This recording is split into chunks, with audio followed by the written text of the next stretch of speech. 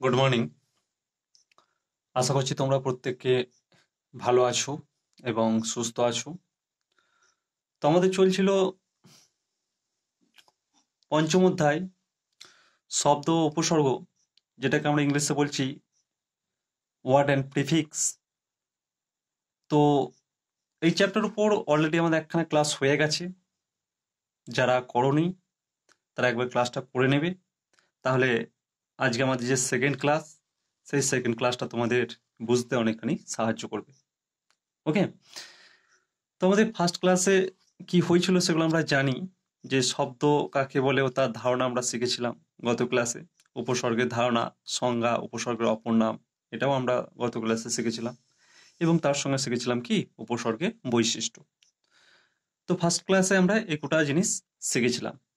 আজ সেকেন্ড ক্লাসে যেটা শিখব সেটা দেখো উপসর্গের শ্রেণীবিভাগ, সেই শ্রেণীবিভাগের সংজ্ঞা শিখব এবং তার সঙ্গে সেই উপসর্গের শ্রেণীবিভাগের বৈশিষ্ট্য এবং সেই সমস্ত শ্রেণীবিভাগের যে সমস্ত উপসর্গগুলো আছে তাদের প্রয়োগগুলো আমরা একটু জেনে নেব।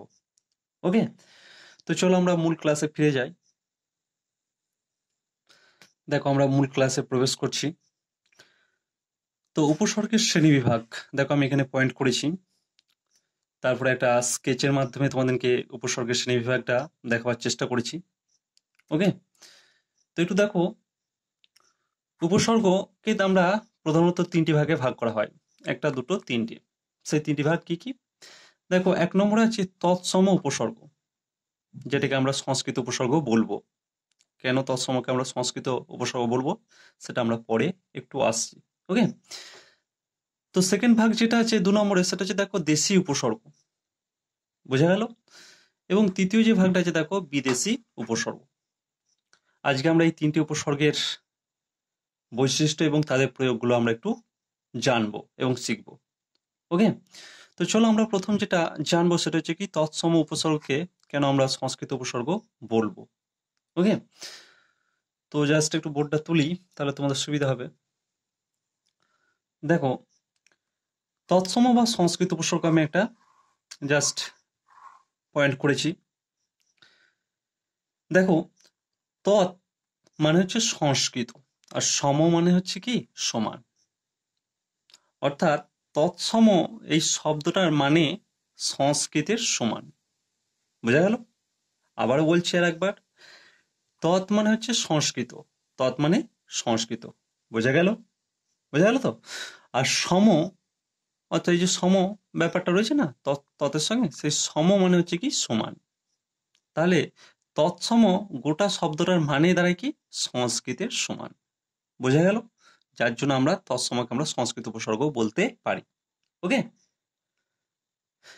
ঠিক তারপরে আমি যেটা বোঝাতে চেয়েছি দেখো যে বাংলা ভাষায় যেসব সংস্কৃত উপসর্গ ব্যবহৃত হয় তাদের সংখ্যা 20টি। কটি?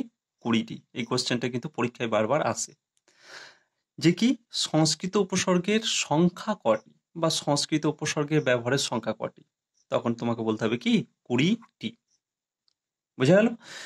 এবার এই 20টি উপসর্গ দেখো তোমাদেরকে আমি কবিতার লাইনের আকারে সাজিয়ে দিয়েছি, তোমাদের বুঝতে বা জানতে অনেকখানি সাহায্য করবে। ওকে, তো সেই 20টি উপসর্গ আমরা একটু জেনে নিই, চলো। দেখো কবিতার ছন্দর আকারে আমি 4টে লাইনে পরপর 20টি উপসর্গকে আমি সাজিয়ে দিয়েছি তোমাদের বোঝার সুবিধার্থে এবং মনে রাখার সুবিধার্থে। আমি কিন্তু এই সুন্দরভাবে স্ট্রাকচারটা বানাইছি। ওকে, তো তোমরা একটু মন দিয়ে একটু দেখবে ব্যাপারটা কিভাবে আমি বলছি আর কিভাবে তোমরা মনে রাখবে। ওকে, দেখো 20টি উপসর্গ আমি কিন্তু 4টে লাইনে সাজিয়ে দিয়েছি, একদম কবিতার ছন্দের মতো, যেরকম কবিতা তোমরা পড়ো ঠিক সেইভাবে কিন্তু তোমরা মনে রাখতে পারবে। ওকে, তো চলো দেখো প্র পড়া, অপশমনী, অব অনু, নির দূর বি, অধি সু, উদ পরিপতি, উপ আ আপি অভি অতি। এই হচ্ছে 20টি সংস্কৃত উপসর্গ। আই রিপিট, আর একবার আমি তোমাদেরকে বলে দিচ্ছি। প্র পড়া, অপশমনী, অব অনু নির দূর বি অধি সু উদ পরিপতি উপ আ অপি অভি অতি। দেখো প্রত্যেকটা লাইনে 5টা করে উপসর্গ আছে, 5 4 20টি উপসর্গ কিন্তু আমি তোমাদের কাছে উপস্থাপন করেছি। ওকে, তোমাদের মনে রাখার সুবিধার্থে কিন্তু আমি এরকম একটা চমৎকার আইডিয়া তোমাদের কাছে আমি তুলে ধরেছি।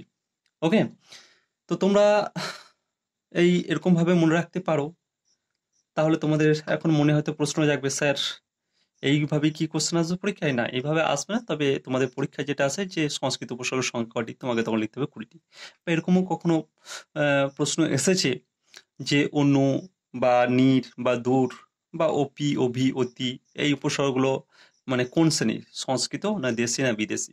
তাই একটু জাস্ট মনে রাখার জন্য এরকম একটা পদ্ধতি তোমাদের কাছে হাজির করছি, যাতে তোমরা একটু মনে রাখতে পারো। 20টি উপসর্গ যদি মনে রাখতে পারো, তাহলে বাকি উপসর্গগুলো অনায়াসে তুমি আইডেন্টিফাই বা চিনতে পারবে, দেশি বা বিদেশি খুব বেশি নেই। ওকে, তো এই যে 20টি উপসর্গ আমি তোমাদের কাছে মানে উপস্থাপন করেছি বা দেখাচ্ছি, এই 20টি উপসর্গের মধ্যে আবার কিছু কিছু উপসর্গ খুবই খুবই ভাইটাল বা গুরুত্বপূর্ণ। কেন ভাইটাল বা গুরুত্বপূর্ণ সেগুলো আমি দেখো আসছে একে একে। ওকে, তোমরা এইগুলো একটু ভালোভাবে নোট করে নিতে পারো খাতায় বা মনে রাখবে। ওকে, তো চলো দেখো 3টে স্টার দিয়েছি আমি, দিয়ে একটা উপসর্গ আমি লিখেছি, সেটা হচ্ছে কি ওপি। বোঝা যাচ্ছে? সেটা হচ্ছে কি ওপি। তো এই ওপি উপসর্গটার বৈশিষ্ট্যটা কি? না, এই ওপি উপসর্গটা হচ্ছে এমন একটা উপসর্গ, দেখো আমি এখানে লিখেছি, যেই উপসর্গ যোগে গঠিত শব্দ বাংলা ভাষায় বিরল। অর্থাৎ এই ওপি উপসর্গ যোগে শব্দ বাংলা ভাষায় খুবই খুবই রিয়ার, খুব বেশি নেই, মোটামুটি 2-3টে পাওয়া যায়। ঠিক আছে? তাই পরীক্ষায় কখনো কখনো কোশ্চেন আসে, বা আমিও তোমাদেরকে অনেক সময় প্রশ্ন করি বা দিয়েছি পরীক্ষায়, যে এমন একটি উপসর্গের নাম করো যেটা বাংলা ভাষায় এ মানে খুবই বিরল, বা এমন একটা উপসর্গের নাম করো যে উপসর্গ যোগে গঠিত শব্দ বাংলা ভাষায় বিরল। তখন তোমাকে করতে হবে কি ওপি উপসর্গ। বোঝা গেল? তার মানে এই ওপি উপসর্গের বৈশিষ্ট্য হচ্ছে খুবই গুরুত্বপূর্ণ, যে ওপি উপসর্গ যোগে শব্দ গঠন বেশি করা যায় না।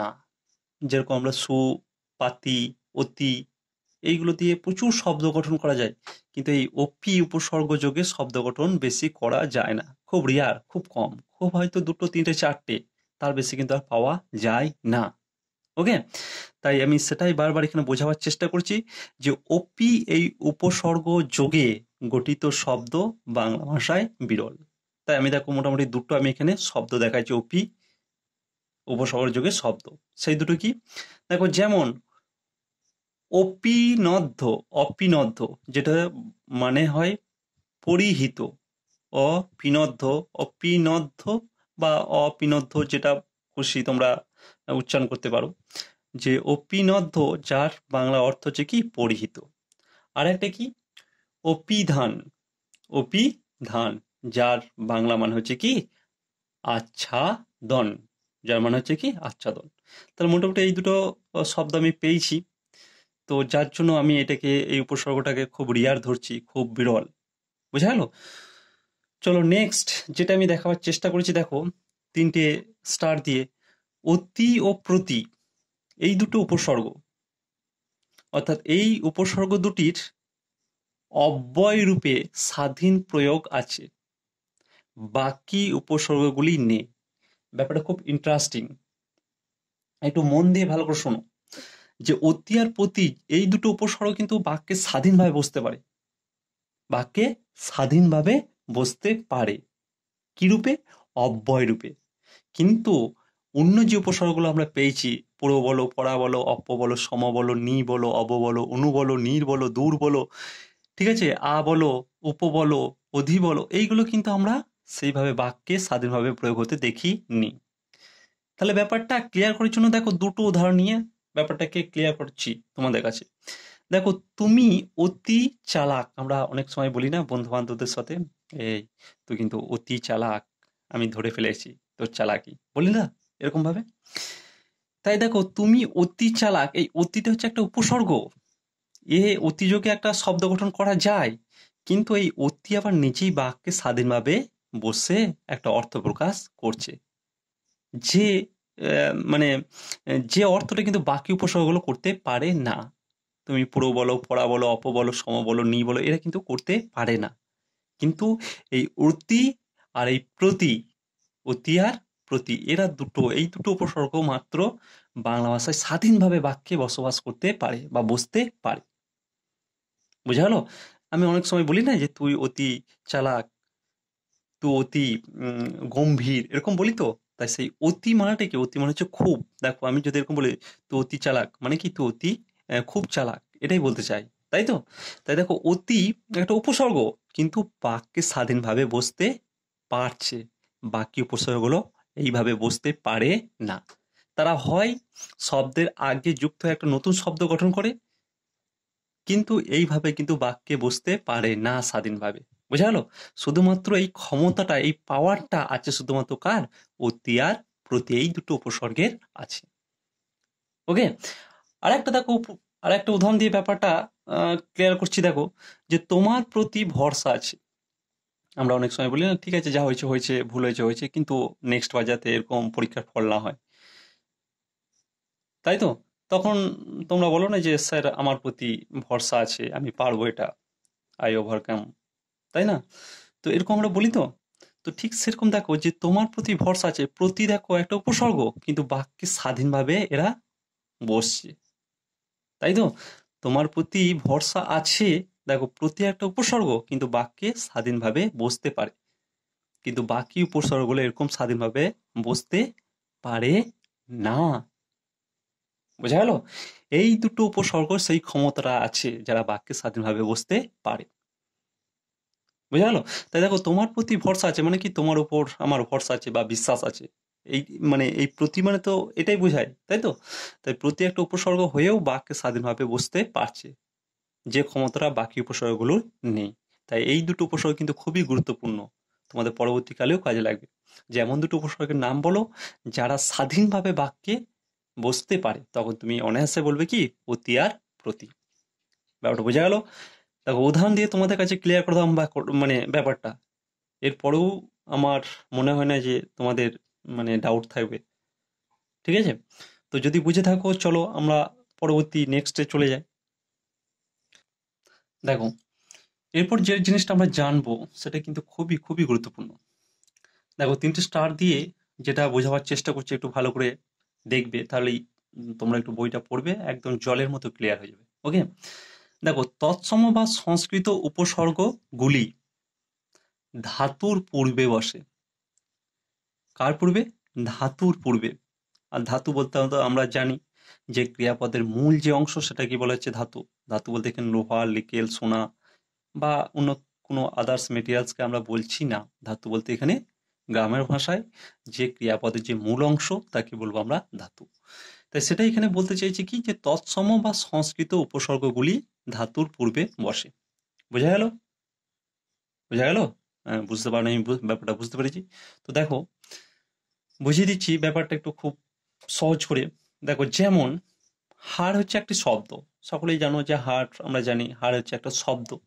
তো দেখো এই হাড় শব্দটির পিছনে যে মূল ধাতুটি আছে সেটা হচ্ছে হ্রি ধাতু।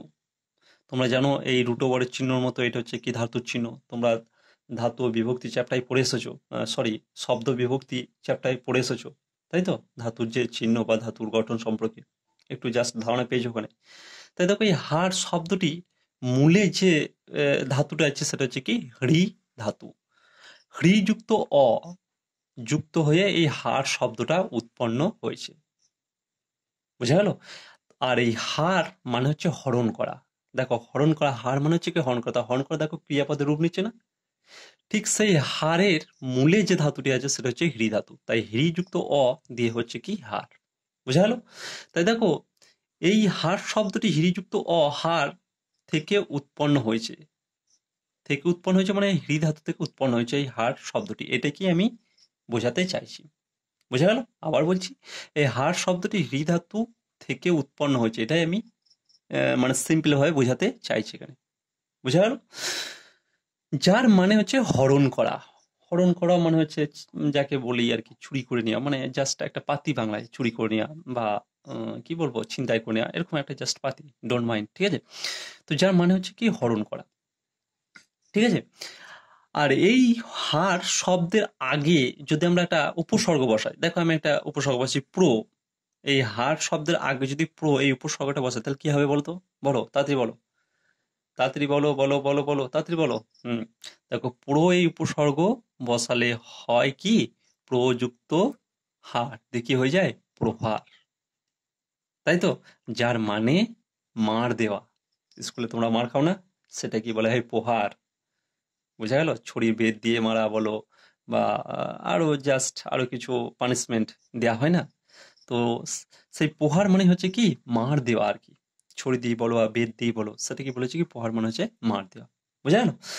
আবার এই হার শব্দের আগে যদি অন্য একটা উপসর্গ বসায়, দেখো একটা উপসর্গ নিয়েছি হারের আগে একটা উপসর্গ নিয়েছি, দিয়ে কি হয়ে গেছে কি আহার, যার মানে কি হয়, যার মানে হচ্ছে খাওয়া।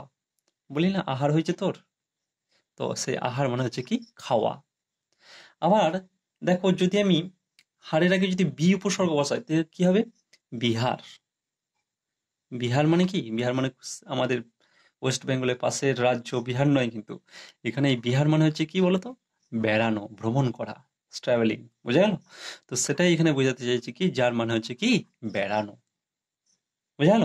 তাহলে খুব একটা চমৎকার বা ম্যাজিকের মতো একটা জিনিস এখানে তোমরা বুঝতে পারছো, যে যে হার শব্দটা আমরা পেয়েছিলাম তার মূলে ছিল কি হ্রি ধাতু।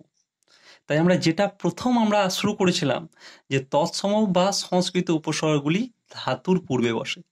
তাই এই হার যদি এটা মূল শব্দ হয়, তার মানে এর মূলে কোন ধাতুটা আছে, হ্রি ধাতু।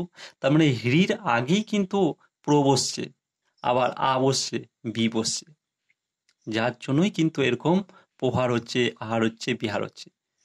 তার মানে আমি যেটা বারবার তোমাদেরকে এখানে বোঝাতে চাইছি, ভালো করে বুঝো, যে তৎসম বা সংস্কৃত উপসর্গগুলি ধাতুর পূর্বে বসে। তো সেটাই কিন্তু আমি এখানে দেখাবার চেষ্টা করছি, যে এই হার শব্দগুলো যে এখানে এখানে যে রয়েছে, এই হার, এই হার, এই হার, তো এই শব্দটি মূল যে অংশ সেটা কিন্তু হ্রি, এটাই কিন্তু প্রথম অংশ, এই হার হার শব্দের প্রথম অংশ হচ্ছে এই হ্রি। বুঝা গেল? তো এর আগেই কিন্তু উপসর্গগুলো বসছে, দেখো প্রযুক্ত হার, প্রহার, আযুক্ত হার, আযুক্ত হার, আহার, বিযুক্ত হার, বিহার। বুঝা গেল? বেশ, এটা যদি না বুঝতে পারো, দেখো একটা স্কেচ করেছি, সুন্দর স্কেচ, তোমরা ভালোভাবে বুঝে নিতে পারবে। চলো জাস্ট একটু ধৈর্য ধরো। দেখো এই সেই সেই চমৎকার স্কেচটা তোমাদের জন্য করেছি অনেক খেটে। দেখো হ্রিযুক্ত অ, এই হারটা যেটাকে আমি এখানে পেয়েছিলাম, দেখো হার শব্দগুলো, তো হ্রিযুক্ত অ সমান হচ্ছে হার, তারপরেই কিন্তু এই উপসর্গ বসছে। দেখো এই হ্রির আগেই কিন্তু এই উপসর্গ বসছে, দেখো হ্রির আগে প্র বসছে, দিয়ে কি হয়ে গেছে প্রহার। আবার হ্রির আগে দেখো আ বসছে, দিয়ে হয়ে গেছে আহার। আবার হ্রির আগে বি বসছে, দিয়ে হয়ে গেছে কি বিহার। এবার ব্যাপারটা বোঝা গেল তো, যে এই হার শব্দের মূল অংশ হচ্ছে কি হ্রি, তার আগেই কিন্তু প্র বসছে, আ বসছে, বি এই উপসর্গগুলো কিন্তু বসছে, দিয়ে প্রহার হচ্ছে, আহার হচ্ছে, বিহার হচ্ছে। বোঝা গেল ব্যাপারটা? তাহলে আমি যেটা বারবার বলতে চাইছিলাম, যে তৎসম বা সংস্কৃত উপসর্গগুলো কি ধাতুর পূর্বে বসে। আর একটা উদাহরণ নিয়ে নিই, যে চলো ব্যাপারটা আর একটু ক্লিয়ার করে দিই। চলো দেখো আর একটা শব্দ নিয়ে নিয়েছি, গমন। সবাই জানো গমন সংস্কৃতে একটা শব্দ, গমন শব্দটির মূলে আছে কি, গমন মানে কি, গমন মানে হচ্ছে যাওয়া। তো সেই গমন শব্দটির মূলে, গমন মানে হচ্ছে যাওয়া, তো তাই এটা হচ্ছে একটা ক্রিয়াপদ, বুঝতে পারছো তো? যাওয়া আসা, যে শব্দের মাধ্যমে কি বোঝায়, কাজ করা বোঝায়, তাকেই বলি ক্রিয়া। তো গমন, যাওয়া, যাওয়া একটা কাজ করা বোঝাচ্ছে, যার জন্য গমন কিন্তু একটা ক্রিয়াপদ। তাহলে এই ক্রিয়াপদের যে মূল অংশ সেটাই কিন্তু আমরা এখন জানবো। তাই দেখো আমি এখানে যেটা বোঝাতে চাইছি বারবার, যে গমন শব্দটির মূলে আছে দেখো গম ধাতু, এই গম ধাতু আছে এই গমন শব্দটির মূলে। তাই দেখো ধাতুর চিহ্ন দিয়েছি, গম, হসন্ত দিয়েছি, মহাসন্ত, এটা হচ্ছে ধাতু, ঠিক আছে? তার সঙ্গে অন, প্রত্যয় যোগ হচ্ছে, এটাকে বলা হয় প্রত্যয়। প্রত্যয় কাকে বলে তোমাদেরকে শব্দ বিভক্তি চ্যাপ্টারে বলেছি, তবু আর একবার এখানে বলে দিই, যে বর্ণ বা বর্ণগুচ্ছ, যে বর্ণ বা বর্ণগুচ্ছ ধাতু প্রকৃতি কিংবা শব্দ প্রকৃতির পর বসে, শব্দ প্রকৃতির পর বসে, তাদেরকে বলা হয় প্রত্যয়। বোঝা গেল? আর উপসর্গগুলো কি বসে, ধাতুর আগে বসে। সেটা কোন উপসর্গে, সংস্কৃত উপসর্গে। তাই দেখো গমন শব্দটির মূলে আছে গম ধাতু, তার সঙ্গে অন প্রত্যয় যোগ হয়ে হয়েছে কি গমন, যার মানে যাওয়া। এতদূর বোঝা গেল? এবার দেখো যে স্কেচের মাধ্যমে বোঝাতে চাইছি তাহলেই দেখো ক্লিয়ার হয়ে যাবে। দেখো গম এর আগে আমরা নীর একটা উপসর্গ বসাচ্ছি, সংস্কৃত উপসর্গ নীর। তাহলে গম আহ, নীর যুক্ত গম কি হবে কি? নি যুক্ত গম কি হবে? নির্গমন। আবার দেখো আ যুক্ত গম তাহলে কি হবে? আগমন। বোঝা গেল? গম যুক্ত অন এটা হচ্ছে তো গমন। তাহলে এই শব্দটা মূলে আছে কি? এই শব্দটার মূলে আছে কি? গম ধাতু। তো এই গম ধাতুর আগে কিন্তু আ বসছে উপসর্গ। এই গম ধাতুর আগে কি নির উপসর্গ বসছে। যার জন্য আমরা বারবার যেটা বলতে চাইছি এখানে, যে সংস্কৃত উপসর্গগুলো সবসময় ধাতুর পূর্বে বসে। বুঝা গেল? তাই দেখো নি সঙ্গে গম যোগ হচ্ছে দিকে হয়েছে নির্গমন। আবার কি আ যুক্ত গম অর্থাৎ ধাতুর সঙ্গে যোগ হচ্ছে দিকে হয়েছে কি আগমন। ব্যাপারটা বোঝা গেল? তো বুঝে বুঝে থাকলে চলো আমরা নেক্সট পরবর্তীতে যাই। ওকে, দেখো আমাদের বাকি যেটা বাংলা উপসর্গ এবং যেটা আমরা দেশি বলছি, সেই দেশি উপসর্গ এবং বিদেশি উপসর্গটা আমরা নেক্সট ক্লাসে করব। ওকে, ক্লাসটা যেহেতু বড় হয়ে যাচ্ছে তাই আমরা এখানেই শেষ করছি এই ক্লাসটা। আর বাকি যেটা পড়ে রইলো সেটা নেক্সট ক্লাস আমরা করিয়ে দেবো, বা তোমরাও করিয়ে নেবে। ওকে, তো সকলে ভালো থেকো, সুস্থ থেকো, এই বলে এখানেই সমাপ্ত করছি। ধন্যবাদ।